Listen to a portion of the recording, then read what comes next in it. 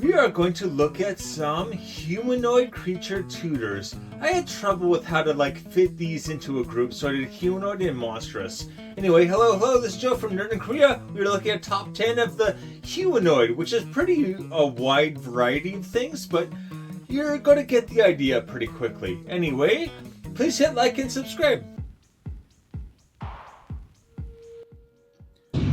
Number 10. Okay, we got Wirewood Herald for 1 and a green. This is a 1/1 elf.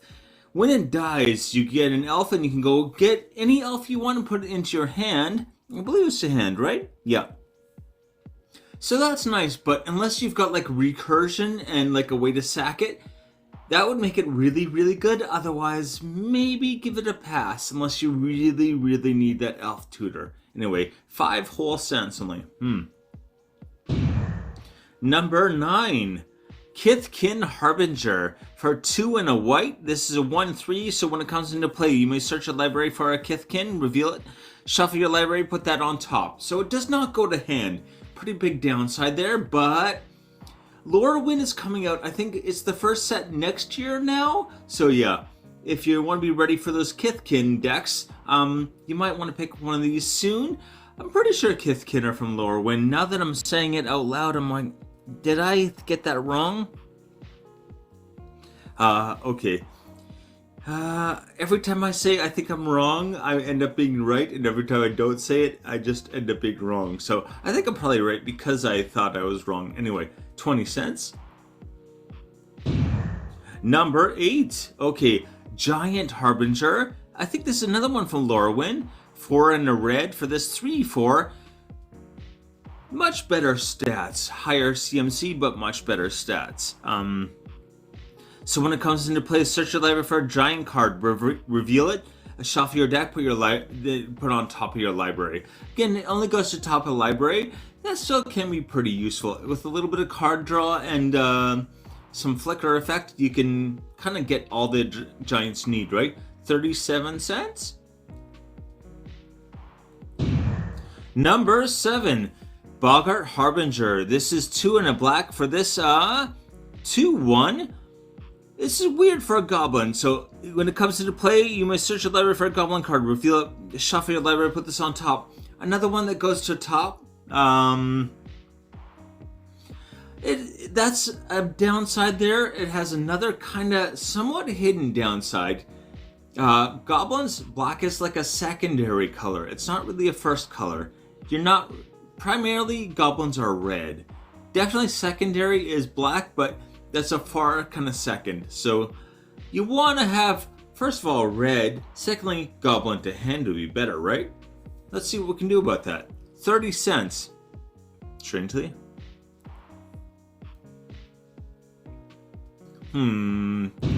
Number 6. What do you think number 6 is going to be?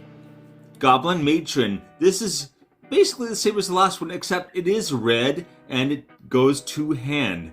So yeah. The 2 complaints I have about the last one, this fixes, and it's only 20 cents for 2 and a red. This is a 1/1. Stats are a little bit worse, but frankly, a 2/1 versus a 1/1, don't really care. If it's going to hand instead, you can flicker this and just get all the goblins you ever need. 20 cents. Number 5. Okay, Forerunner of the Heralds. Our background art already. For 3 and a green, this is a 3/2. Okay. So when it enters the battlefield, search the library for a merfolk card, reveal it, then shuffle your library and put that on top of it. So again, it is going to the top of the library, which gotta include some card draw maybe to make it super useful, but whenever another merfolk enters the battlefield under your control, put a +1/+1 counter on Forerunner of the Heralds. Merfolk are quite good with bonuses from +1/+1 counters, so this is something you're going to be able to really kind of glue the whole deck together with. This is going to be quite useful. 37 cents. Number 4, Forerunner of the Coalition. So almost the same idea, but with pirates instead. So 2 and a black for this 2/2. And when it enters the battlefield, search the library for a pirate, reveal it, shuffle your library, put this on top of it. Yeah, sure. So whenever another pirate enters the battlefield under your control, each opponent loses 1 life.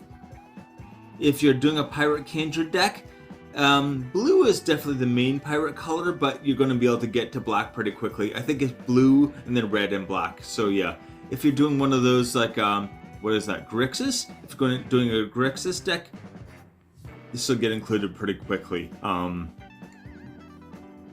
It's definitely a popular color among pirates, so yeah, not hard to fit in. 63 cents. Number 3, General Tazri. Okay, for 4 and a white. She's a 3/4. Not terrible, not great.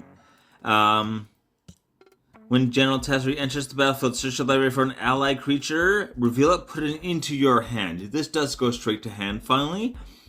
And for Wooburg, all allied creatures you control get +X until end of turn, where X is the number of colors among those creatures.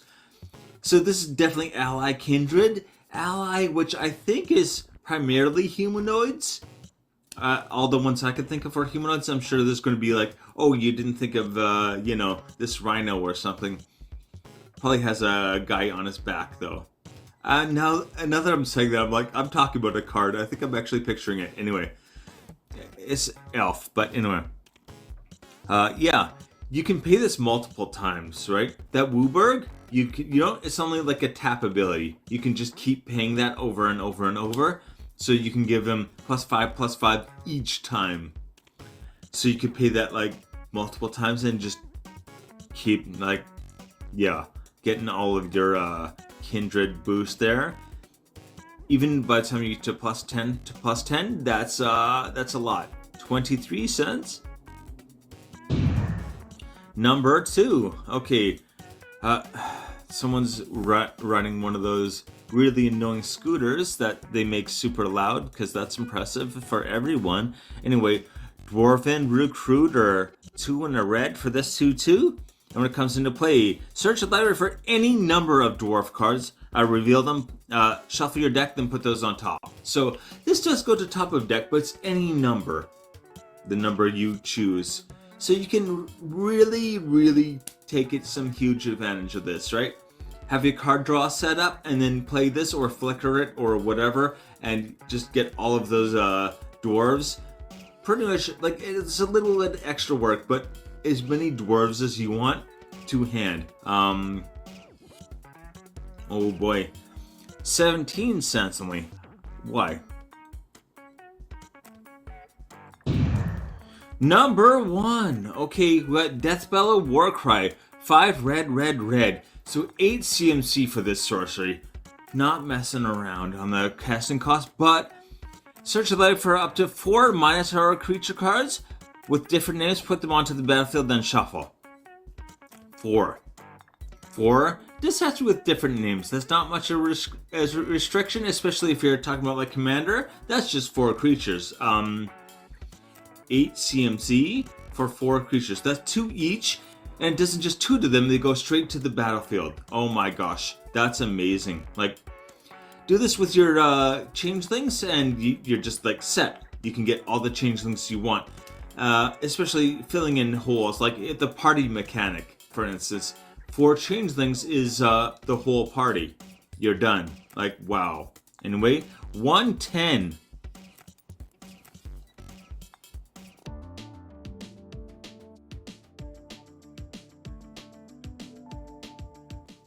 The list. Okay, Wirewood Herald, 22 cents. Kithkin Harbinger, 20 cents. Giant Harbinger, 37 cents. Boggart Harbinger, 30 cents. Goblin Matron, 20 cents. Okay, the Boggart Harbinger is more expensive than the Goblin Matron, which is just in every way a better card. Am I missing something?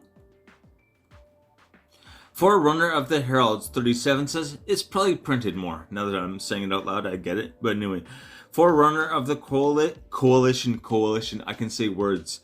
63 cents. General Tazri, 23 cents. I thought this would go up by now. Dwarven Recruiter, only 41 cents. Deathbellow Warcry, 110. Finally breaking the $1 mark. Take it easy.